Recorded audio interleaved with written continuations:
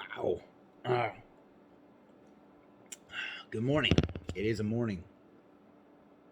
First thing you should do in 2022, besides getting your 2021 affairs in order, let's get into it.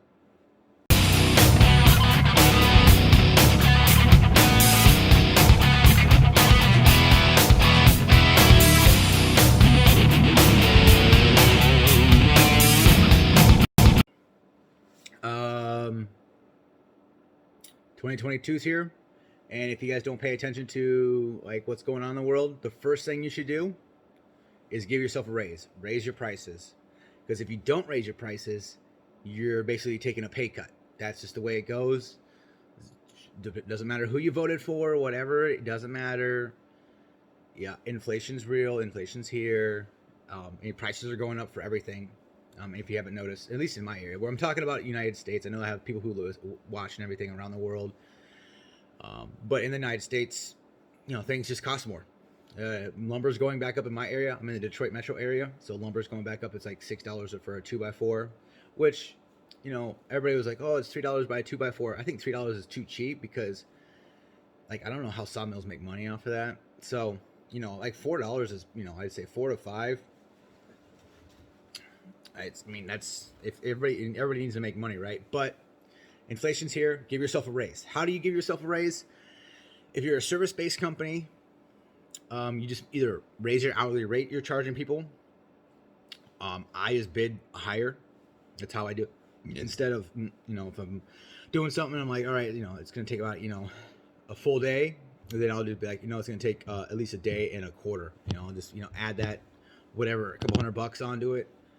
That's it. Just because money doesn't go as far. It takes time to do stuff. Fuel prices are still, I don't care what anybody says. When they're higher, they just are. Now will they go down? Who knows? Maybe. But at the same time, you can't. It is what it is. This is exactly what we're paying for, and just the cost of living, everything's going up. So you've got to give yourself a raise. Otherwise, you're taking that on your bottom line. You're basically taking a pay cut. It's what you're doing. So add to your hourly rate. Add to a job if you're doing piece rate. Like I bid piece rate. I just add more money to it just in case as a buffer. I already do it for that 5% for the credit card fees, other things. So I just add, instead of being an additional 10% for something, it's gonna be additional like either 20%, 25% for something. And I am focused on subcontracting stuff out, and it'll be a minimum of like 25% markup instead of being a minimum of 18%, something like that. So that's the first thing I would do if you guys are looking to grow your business. And this is besides, there's so many other things you need to do this year, but this is just one of them. This is one of the first things to make sure you got the money that you need to come in to stay in business.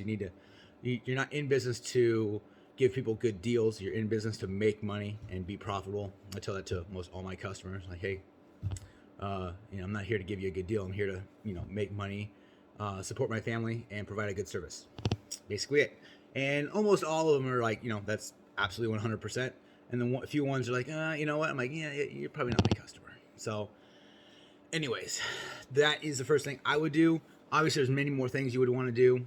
I know you can see behind me, the black thing fell down. It actually didn't fall down because our furnace went out. So the first thing we're doing this year is buying a new furnace, which is getting installed today. So it's there's priorities. Everybody's got different things that. We're already a week into this year, so right, or almost a week, probably, at least 5 days. So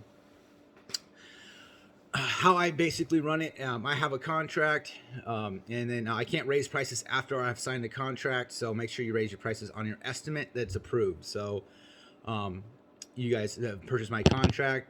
You guys, there's a scope of work and a payment plan. That payment plan is a contract, so you got to stick to that payment plan unless you put a clause in there, which there is on certain projects where, hey, if we're signing a contract for 6 months out and material prices double, I'm not eating that cost. So I got no problem, if material prices go up 1% or what, that's fine, because I already have that built into my my strategy and my marking up and my estimates and everything. But if they go up by 75, 100%, no, I'm not eating that. That's what the customer. I go back to the customer. Hey, we can cancel this contract.